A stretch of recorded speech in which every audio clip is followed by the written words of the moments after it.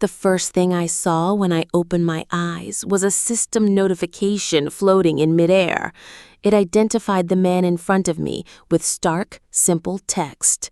Father of the male lead, Julian Thorne. The second thing I saw was the $1 million credit card he was pushing across the table toward me. $1 million, he said, his voice as cold and clean as forged steel. Leave my son. I blinked, my gaze drawn to the limited edition Patek Philippe on his wrist and the bespoke suit that draped his frame. He exuded an aura of rigid authority and stubborn pride, exactly the type of handsome, silver fox uncle that was my kryptonite. A system notification blinked again, insistently. Father of the male lead, Julian Thorne. Did I transmigrate? System. Hey, system! I called out in my mind, but was met with nothing but static silence. Across the table, Julian Thorne's brow furrowed in annoyance at my silence. I coughed, a wave of frustration washing over me. I'd only read the first chapter of this high society romance novel. How did I end up here? All I knew was the opening scene. The hero's powerful father uses money to force the female lead to leave his son. That was it. What happened next? I had no idea. After a moment's thought, I decided to just go with my gut. My hand reached out and took the card. Julian Thorne's lips twisted into a smirk as he snapped his fingers. It was the last thing I saw. A sharp, piercing pain exploded in my chest, as if a spike had been driven through my heart. My vision went black, my breath hitched, and I collapsed onto the floor, dead. Wait, aren't I the female lead? My fading consciousness screamed. If I transmigrated, I should be the heroine. Why did I die? System, what game are you playing? Silence. Then a jarring reset. I was sitting in the same chair, in the same cafe. Julian Thorne was pushing the same credit card across the table. My eyes darted around the room, searching for potential hiding spots, but I couldn't spot a single hidden assassin. Of course not. If an amateur like me could find them, they wouldn't be very good at their job. I stared at the credit card, my mind a blank, and recited the lines I assumed the real heroine would say. No matter how much money you give me, I will never leave your son. Julian Thorne nodded slowly. You have your methods, he said coolly, and I have mine. The moment the words left his mouth, the same agonizing pain shot through my chest. I died. Again. This is your method? I thought furiously as the world reset once more. This is your brilliant solution? Can't you try something else? Don't make me look down on you. I was back in the chair, facing him. The loop was clear. Take the money, die. Refuse the money, also die. Death was inevitable. If that was the case, I might as well get something out of it. Or maybe I could try a classic dramatic trope to change the outcome. In a move that surprised even myself, I lunged across the table, wrapped my arms around Julian Thorne's neck, and planted a firm kiss on his lips. I pulled back, breathing heavily. My true feelings are for you, I declared, my voice trembling with fake passion. Your son was just an excuse to get closer to you.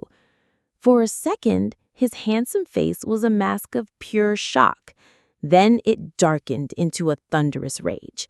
He shoved me away with such force that I stumbled backward. Deal with her, he snarled at the empty air. And for the third time, I died.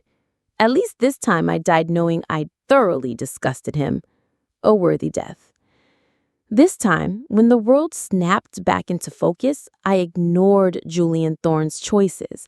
Instead, my eyes locked onto a smartphone lying on the table, encased in a ridiculously cheerful SpongeBob SquarePants cover. It had to be mine. Ignoring Julian's cold stare, I lunged for it, frantically scrolling through the contacts until I found it. A A single entry saved as Honey. It had to be his son, Leo. The moment the call connected, I didn't wait for a greeting. "Honey, it's me. Julian Thorne's trying to kill me. Get here now," I yelled, then immediately hung up. Julian's eyebrow arched in surprise. "You just called Leo, didn't you?"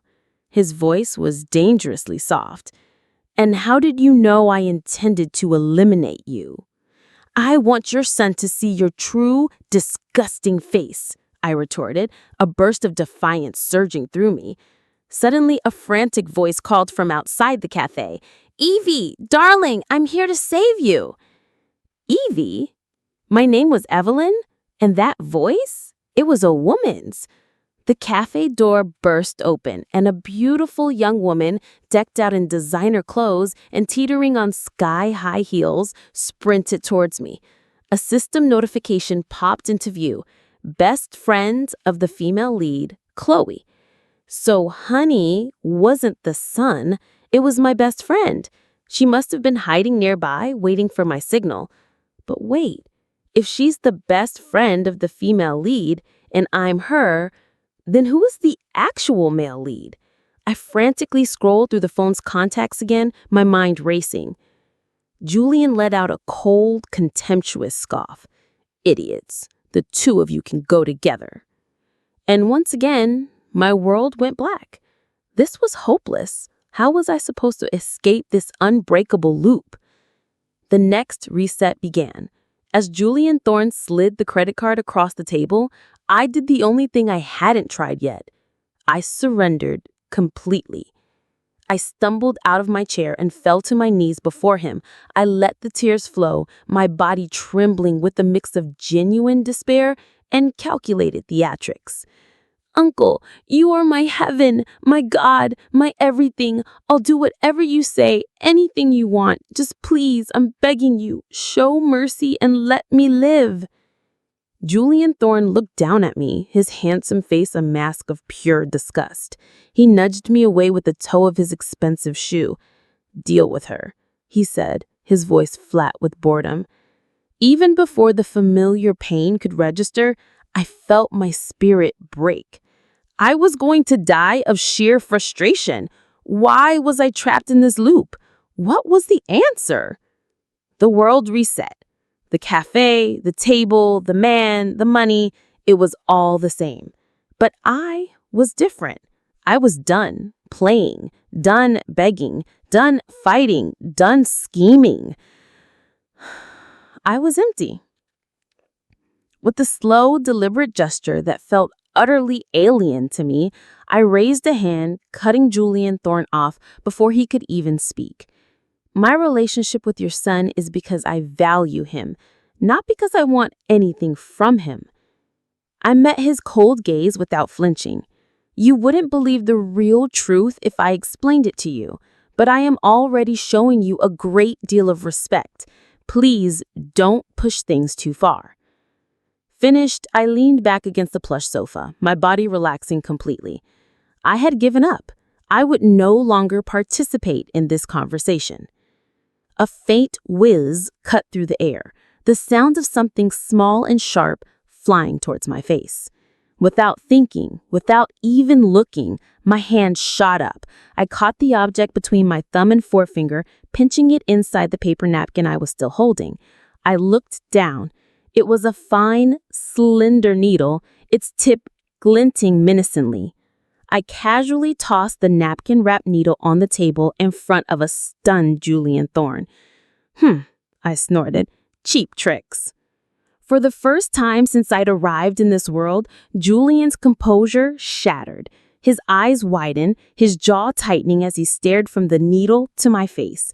The woman he thought was a weak, emotional pawn had just, without even a glance, neutralized an attack from his hidden operative. Could it be? Could her words that there was a hidden truth to her relationship with his son actually be true? Suddenly, Julian Thorne stood up. Without another word, without a single backward glance, he turned and walked out of the cafe. The loop was broken. I let out a breath I didn't realize I'd been holding, my body slumping in relief. Just then, Chloe burst in from outside, her face etched with worry. "I saw Leo's dad leave," she said, rushing to my side. "Is he gone for good? Did he agree to let you go?" I was too exhausted to even sit up straight. "For now," I mumbled into the sofa cushion. "I've passed the first trial at least." Chloe began to gently rub my back, her voice full of sympathy. "Don't be so hard on yourself, Evie. You're a professor. Leo is your student. What parent would ever approve of that? Especially a man like Julian Thorne, a figure with deep ties to both high society and the criminal underworld. You're incredibly brave for even facing him." Her words hit me like a physical blow. What? I'm a professor? And Leo is my student? This wasn't just a romance. This was a forbidden relationship. A scandal waiting to happen. A new, horrifying realization dawned on me. Maybe the death loop was the easy part.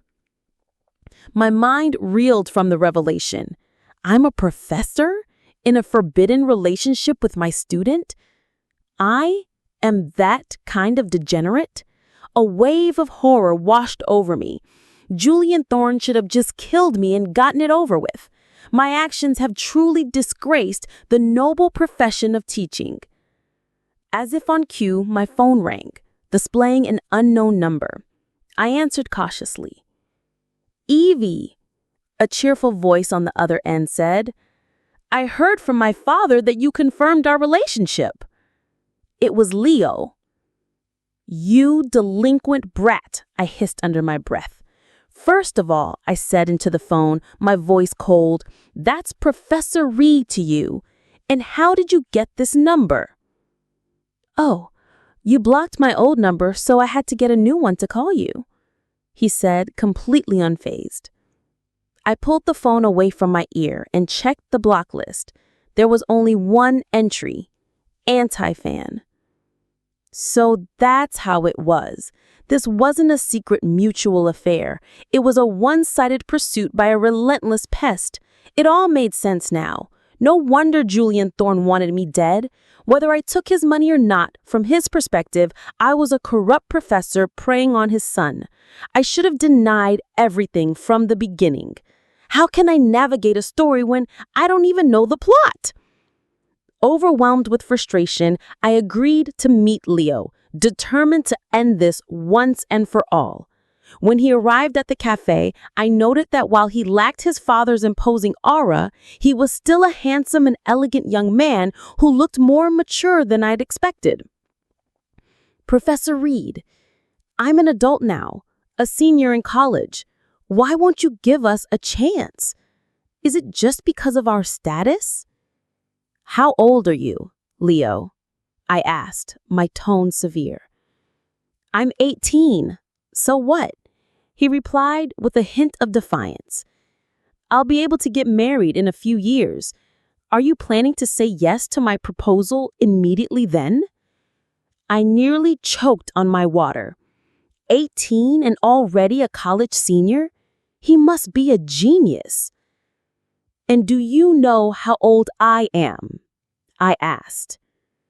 "You're only 8 years older than me," he said confidently. "That's not too big of an age gap." So, this body was 26 years old, 6 years older than my original self. Leo, the gap in our status is a chasm that is impossible to cross. "Is that the only reason?" he asked, his eyes lighting up with a misguided idea.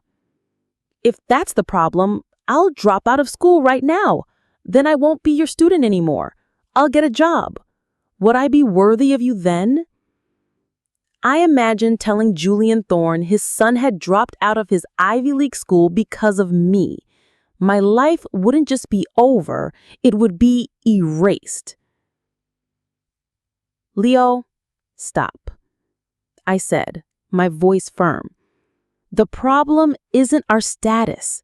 The problem is that I don't have romantic feelings for you. We can't be together.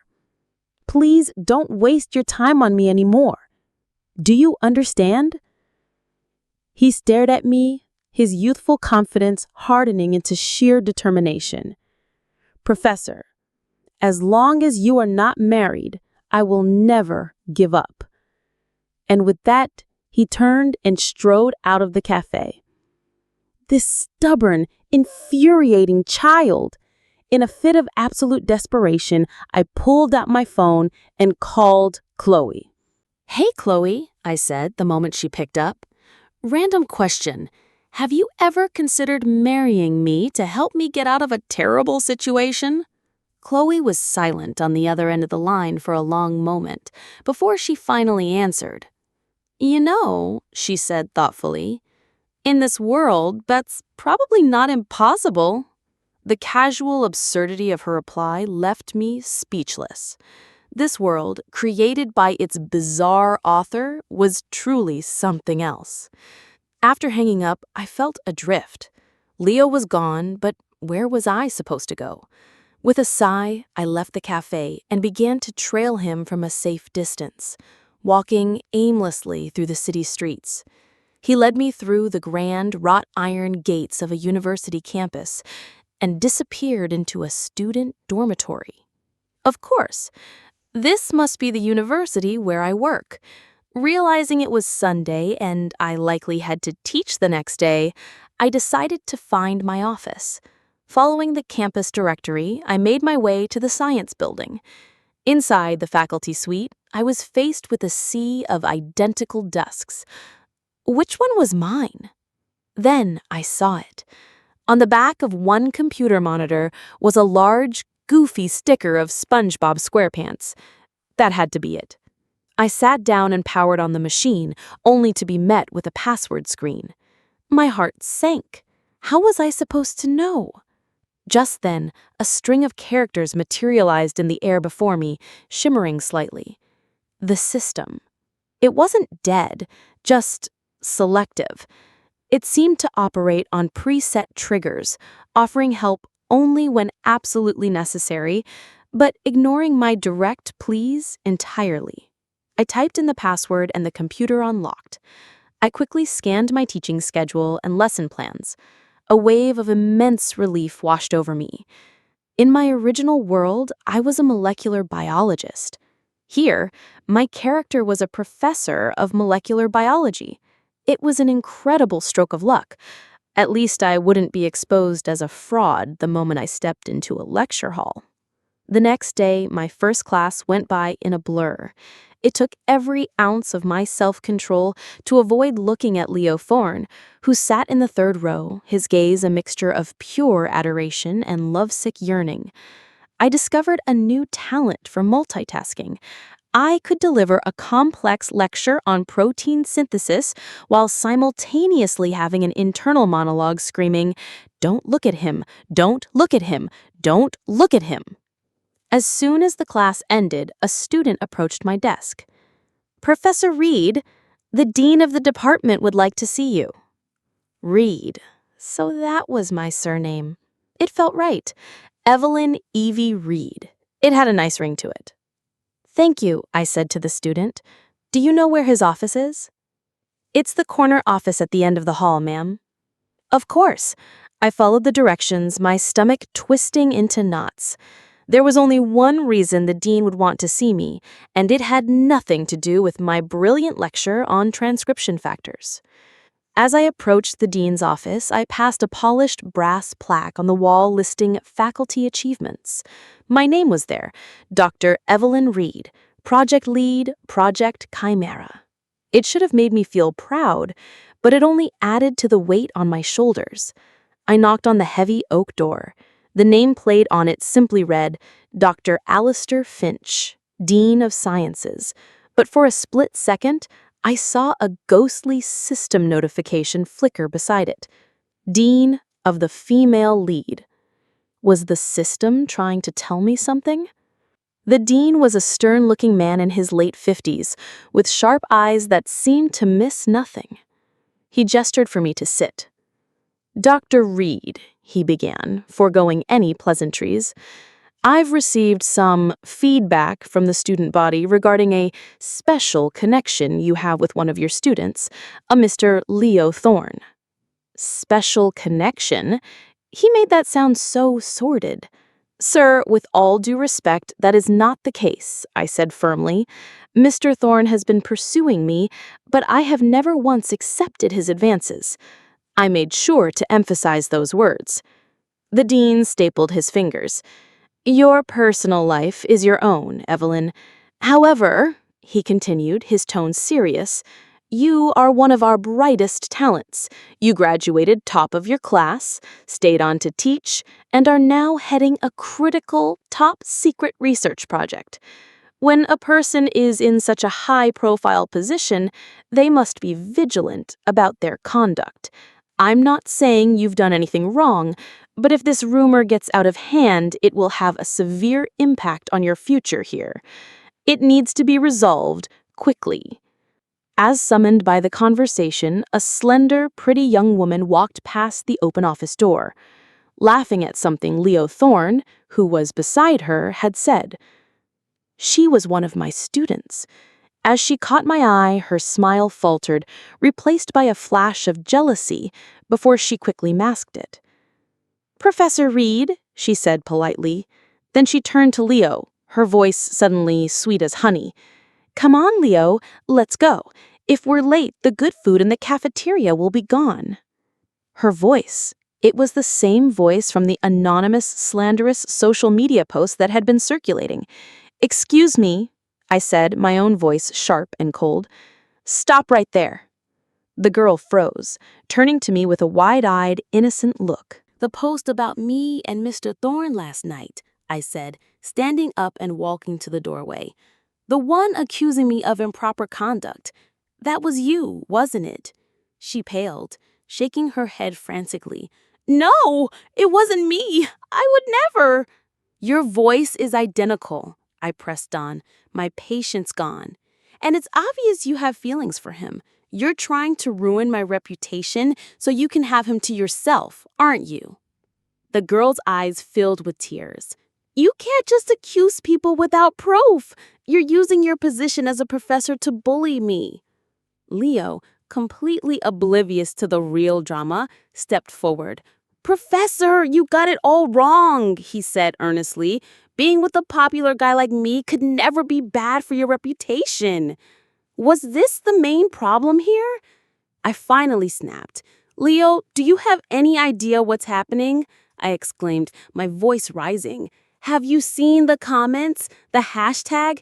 People are calling me an immoral predator. They are demanding the university fire me. I suggest you find a way to get that post taken down, because if you don't, either you have to leave this university or I will. Furious, I stormed away, leaving them standing there in shock. As I walked down the hall, I could faintly hear Leo's voice behind me, comforting the crying girl. Don't worry about it. Professor Reed just didn't get enough sleep last night. She's just in a bad mood. That boy was going to be the death of me. Again. I wanted absolutely nothing to do with this ridiculous teenage love triangle. I was about to head to my next lecture when the dean called me to his office again. Don't worry about your class, Evelyn, he said over the phone, his voice strangely gentle. I've already assigned a substitute. That was a very bad sign. I sat down in the now familiar chair opposite him. He'd prepared a cup of calming herbal tea for me. Evelyn, he began, his tone paternal. You've been working so hard since you started here, non-stop teaching and research without a single day off. He sighed.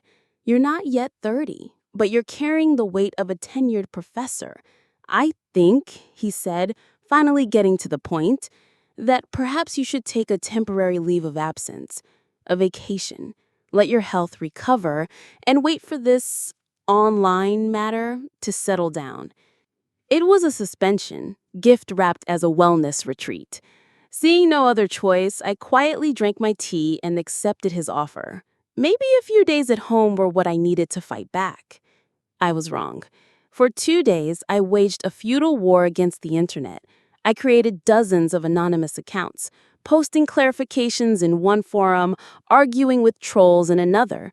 But it was useless. The mob preferred the salacious story of a predatory professor over the boring truth of a one-sided student crush. My efforts were buried under an avalanche of hate. Demoralized, I gave up. On the weekend, I was snapping on my sofa when a sudden chill awoke me. I opened my eyes to find Julian Thorne standing in the middle of my living room, looking down at me. "Oh my God!" I yelped, clutching my blanket to my chest. "That's breaking and entering! You're violating the law, do you know that?" He gave me a look that clearly said he thought I was an idiot. "The incident with you and my son has reached the top of the trending charts," he said, his voice like ice. The air in the room grew heavy, and the familiar fear of the death loop crept back into my bones. "Explain." I felt a shiver of dread.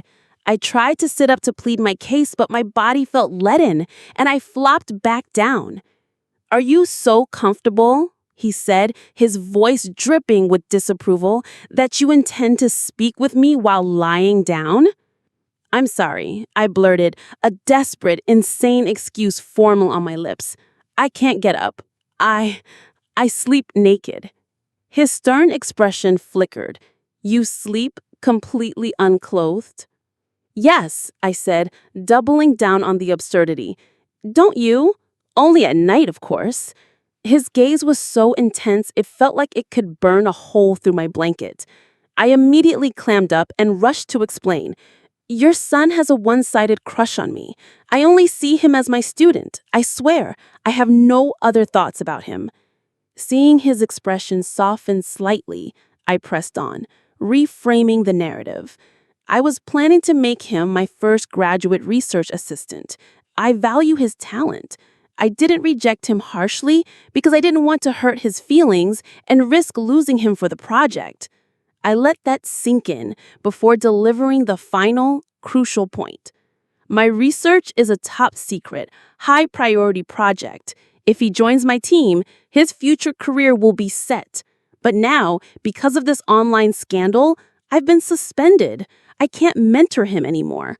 His future is in jeopardy. You should think about that very carefully." Julian Thorne was silent for a long time, his expression unreadable. My bluff had landed.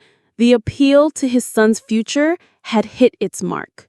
"Your research project," he finally said, his tone much more moderate. "It's truly that promising?" He started toward the door. "I will have this verified. If what you say is true, I will apologize to you." What? He was going to investigate my secret project? And he was going to apologize to me? I waved my hands frantically. "No need, it's all just a misunderstanding. As long as it's cleared up, that's all that matters. Don't worry about it." He paused at the door, gave me one last long look, and then left. I think my panicked denial had rendered him speechless. That very evening, my plan paid off spectacularly. The slanderous social media post vanished. In its place was a new video, the jealous classmate, Jessica, crying her eyes out as she confessed to fabricating the entire story because the boy she liked was infatuated with his professor.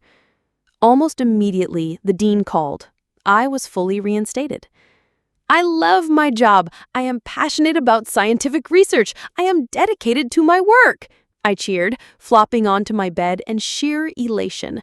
Julian Thorne was as good as his word. Swift, decisive, and terrifyingly efficient. Compared to him, I truly was a useless female lead who couldn't accomplish anything on her own. The next day in class, I had to bite my lip to keep from laughing. Leo Thorne was sitting in his usual spot, but his handsome face was adorned with a collection of faint bruises. It seemed his father had had a very productive talk with him. Despite my best efforts to remain professional, a few giggles escaped during my lecture. As soon as class was dismissed, Leo caught up to me, his expression serious. The lovesick puppy was gone, replaced by a determined young man. "Professor Reed," he said, his voice firm, "I've given it a lot of thought. I would like to formally apply to be your graduate research assistant. I want to become a great scientist, one who is on the same level as you." "Well," I said, genuinely impressed, "I'm not quite a great scientist yet, but having ambition is a good thing." I gestured to his face. "This was your father?" He had the grace to look embarrassed. "Yes, but don't worry about it. You can consider this my wake-up call. From now on, I'm done with silly crushes. I want to dedicate myself to science and contribute to society." I smiled and patted his shoulder. "Keep that spirit up. I have a feeling I'll be very proud of you one day." It was amazing what a single conversation with his father could accomplish. Leo became my first research student, and despite his occasional awkwardness, he was a natural in the lab. He was my right-hand man. For 3 years, we worked tirelessly, fueled by coffee and a shared passion, losing track of days and nights. And then, we did it. We achieved a breakthrough. We successfully engineered a new type of bacteriophage, a microscopic smart bomb. When introduced into the circulatory system, it could hunt down specific viruses, latch on to their outer shells, and decompose them into harmless proteins. It was a cure, a real, honest-to-God cure. Leaning against a lab bench, exhausted and bleary-eyed, Leo looked at me, dark circles under his own eyes.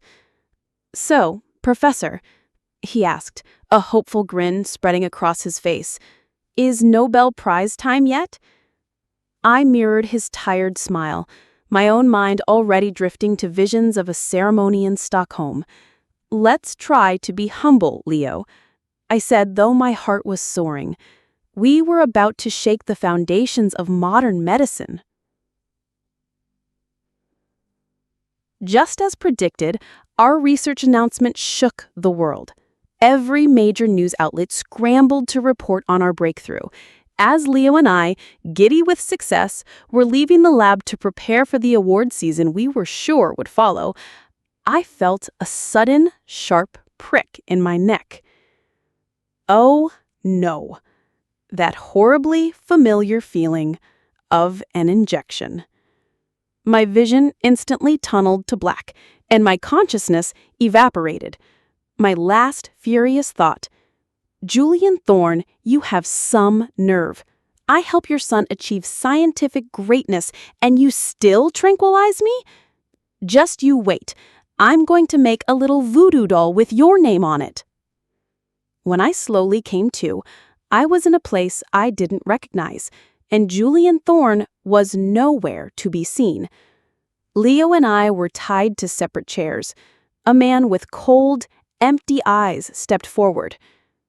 "If you honestly reveal the formula for creating the bacteriophage, we will release you. This research will be transferred to our government and our government alone. They will handle production and distribution. Who even are you guys? The science police?" The man's blank expression told me the American slag was lost on him. He was a foreigner. "Who we are is not your concern. Your choice is simple. Hand over the formula or die here." "Dream on," Leo shouted, his voice ringing with defiance. "We would rather die than surrender." Hey, he stole my line, I thought, slightly annoyed. I quickly one-upped him. "That's right. We would rather be sacrificed for our country than bow to the likes of you. Don't even think about it." The man opposite us clapped his hands slowly. At his signal, his subordinates brought in 2 large, heavy chests. A knot of unease formed in my stomach. Were those full of torture instruments? The lids were thrown open. My vision was nearly blinded by the dazzling gleam of gold bars and stacks of crisp, green US dollars. If you reveal the formula, the man said smoothly, all of this will be yours. When threats didn't work, he turned to bribery. Leo let out a contemptuous snort. Have you not done any research on my family? You think this pocket change is something I'd be tempted by? He waved a dismissive hand. Get it out of my sight. Are you crazy? I screamed internally. Don't be so hasty. I've never seen so much money in my life. Can't we just look at it for a little while longer? The man's face hardened.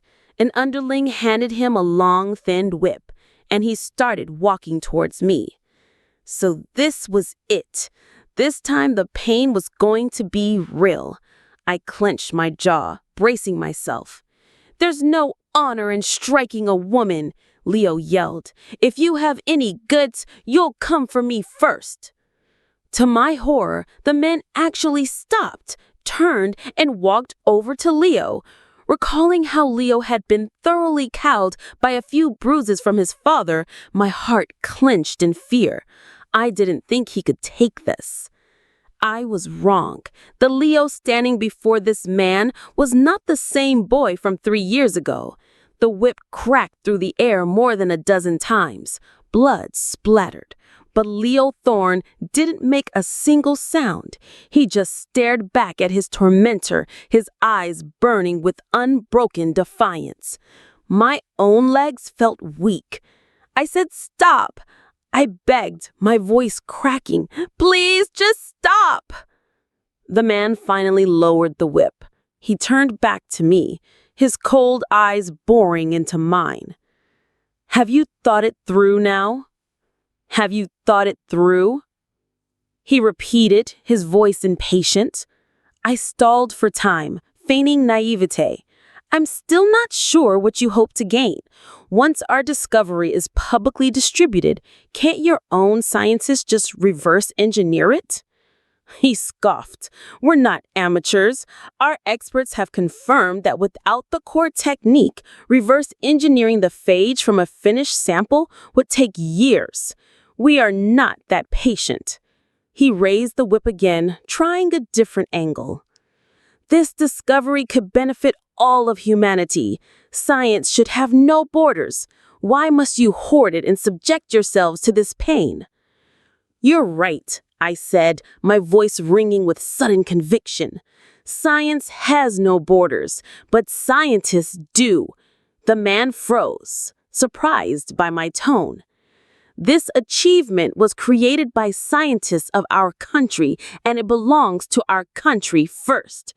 It will be shared, you can be sure of that, but it will not be taken for free. Frustrated, he pulled out 2 small, sealed vials filled with a clear liquid. It doesn't matter either way. We found these in your lab's high-security freezer. My heart pounded. Those were the last 2 samples of the phage culture, the key to our entire project. I knew something he didn't. With the right environment, the phage could self-replicate infinitely from a single drop. I had to get those vials back. I looked him dead in the eye, my face a mask of stone-cold seriousness. That's not the bacterial phage. He stared at me, then at the clear liquid. What are you talking about? It's water, I said flatly. Just filtered water.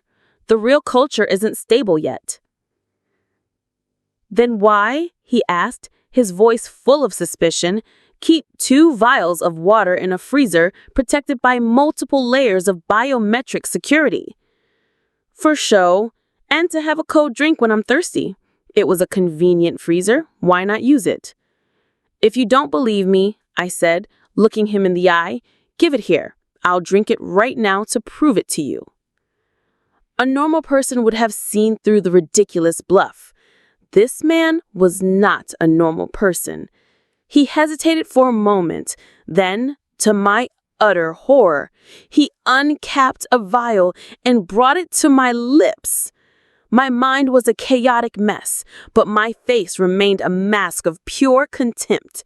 I opened my mouth and he poured the entire contents in. I swallowed, the cool liquid a testament to my insane gamble. He stared at me, then brought the second vial to my lips. Oh, come on, I thought. My stomach is already full. But I had no choice. I drank the second vial down to the last drop, then let out a long, satisfied burp. The man's face fell, a mask of pure disappointment. Suddenly, bang, bang! The sharp crack of silenced pistols echoed through the room. The black-clad figures around us crumpled to the ground, unconscious. The kidnapper clutched a wound in his leg, writhing on the floor. And then Julian Thorne walked in, cool and composed in a pair of dark sunglasses. It was obvious he wasn't alone. His own team of invisible assassins was surely posted around the perimeter. "Couldn't you have shown up a little earlier?" I asked, my voice exasperated as I let out another small burp. "Then I wouldn't have had to drink 2 whole vials of our life's work." I glanced over at Leo. "Or even earlier. Then your son wouldn't have had to take that beating." "I had some arrangements to make," was all he said, his voice maddeningly calm. Julian Thorne had his people hand the unconscious criminals over to the authorities. As they were being dragged away, I pointed to a small, glistening drop on the floor next to Leo's chair. "Don't worry," I told Julian, my voice still a bit shaky. "I accidentally spilled a drop earlier. That's all we need to start a new culture." I paused, considering. If that doesn't work, I could probably throw up a little bit later, and we can see if we can isolate some from that. Julian Thorne fell into a rare, profound silence. "Wait, you just knocked them out?" I asked, looking at the departing criminals. "They don't get the death penalty, but I got sentenced to death just for a rumor about dating a student? Where is the justice in this world?" I was so exhausted that I felt my consciousness start to fade. As I drifted off to sleep, right there in the chair, a familiar ding sound jolted me awake. It was the system. I had almost completely forgotten about it. "What is it now?" I thought, rubbing my eyes. "You have completed your mission in this world." The text floated before me. "Do you wish to depart immediately?" Mission complete? I was confused. The main couple isn't even together. "Not all missions require the main couple to be married," the system replied, its tone as dispassionate as ever.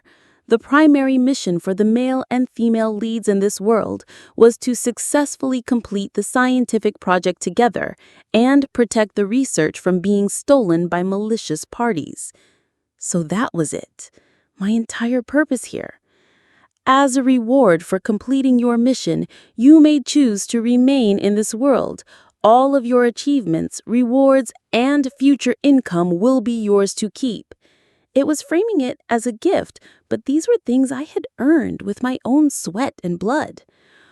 Alternatively, you may choose to return to your original world. If you choose this option, the system will provide maximum assistance to help you quickly replicate your scientific achievements there. I thought about it, starting from scratch.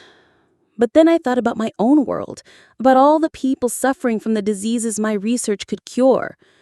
The choice was painful, but clear. I gritted my teeth. I'll go back. Before I did, I had one last question. Why was I the one brought here? The original owner of this body, Dr. Evelyn Reed, was a genius destined to create this breakthrough. However, a glitch in the system's core programming led to her developing a rare, fatal heart condition.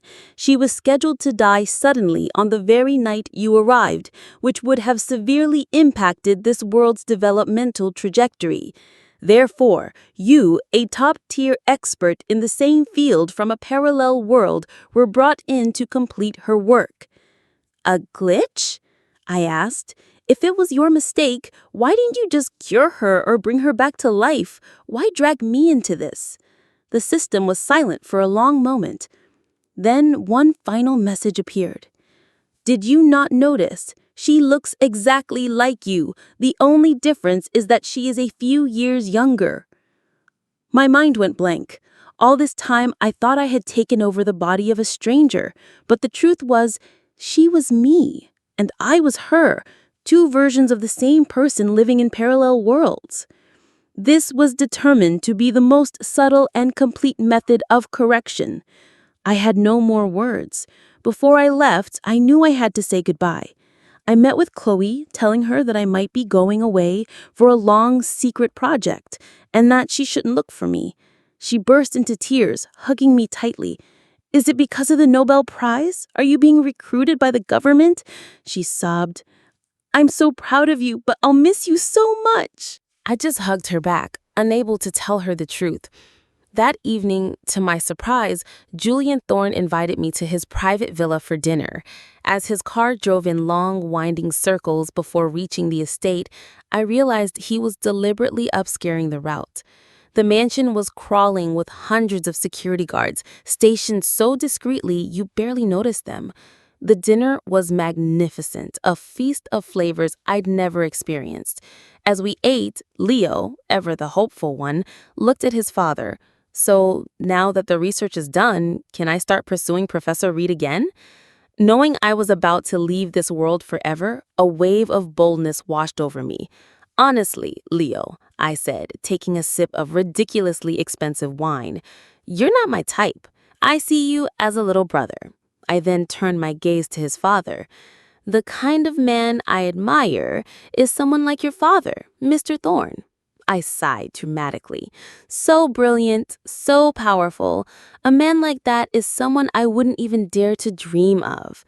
Both father and son stared at me, their faces a picture of shock. I ignored them. "You know, I've always wondered why you two look nothing alike." Leo answered awkwardly, "Well, that's because I'm adopted." Julian's face darkened. "Do I really look like I'm in my 50s?" he asked, his voice dangerously low. No, of course not," I said quickly. Leo, trying to be helpful, chimed in, "Professor, my dad is only 5 years older than you." "What?" The world tilted, went blurry, and then faded to black. I opened my eyes. I was back. I was in my old, cramped, rented apartment. The novel I had been reading was gone. Reality came crashing back. I was Dr. Evelyn Reed, a disgraced scientist. During my PhD abroad, my supervising professor had stolen my research, published it under his name, and then accused me of plagiarism. With the backing of a powerful institution, they had buried me. I fled back to my home country in shame, unable to find work, living off my meager savings, wearing a mask and sunglasses every time I went outside for fear of being recognized and insulted. I wanted to continue my work, but no lab would have me, and I couldn't afford to fund one myself. One day, while buying groceries, a familiar voice called out from behind me. "Excuse me, are you Dr. Reed?" I turned. It was Julian Thorne, but younger, only a few years older than me. My heart nearly stopped. I almost called out his name, but caught myself. He didn't know me. "Can we talk somewhere private?" he asked. I simply nodded. In a quiet cafe, he smiled. "You're very trusting, Dr. Reed, following a stranger so easily." "You're no stranger to me," I thought. "It's no wonder your research was stolen," he continued, and my head snapped up. "How did you know I was innocent?" "They deleted the surveillance footage and altered your lab notes, but the tampering was clumsy, and every time you tried to post your side of the story online, it was systematically buried. It was clear you were being silenced by someone powerful." Tears welled in my eyes. After all this time, someone finally believed me. "I have the financial resources to set up a state-of-the-art laboratory for you," he said, his gaze direct and serious. "Are you confident you can replicate your results?" "Yes," I said without hesitation. "Give me 1 year. Not only will I replicate them, I will give you another Nobel-worthy discovery on top of it." He looked surprised by my bold claim. Then a slow smile spread across his face. "I believe you." And so it began again, but this time it was real. We worked together, me in the lab, him pulling strings in the background, clearing my name. We fell in love. It was a partnership born from a shared belief in truth and justice. One evening, years later, he came home from a business trip. Evie," he said, a hint of apology in his voice. "I brought someone home without telling you first." Standing behind him was a small boy, about 10 years old, with bright, curious eyes. My breath caught in my throat. It was Leo. "He found me in a war-torn region," he explained. "He's an orphan. He saved my life. I want to adopt him." I smiled, a real, genuine smile. "Of course," I said. "There's always room for one more." Julian nudged the boy forward. "Go on, say hello." The little boy looked me up and down, then a cheeky grin spread across his face. "Hello, big sister," he chirped. I laughed. Some loops, I realized, were worth repeating.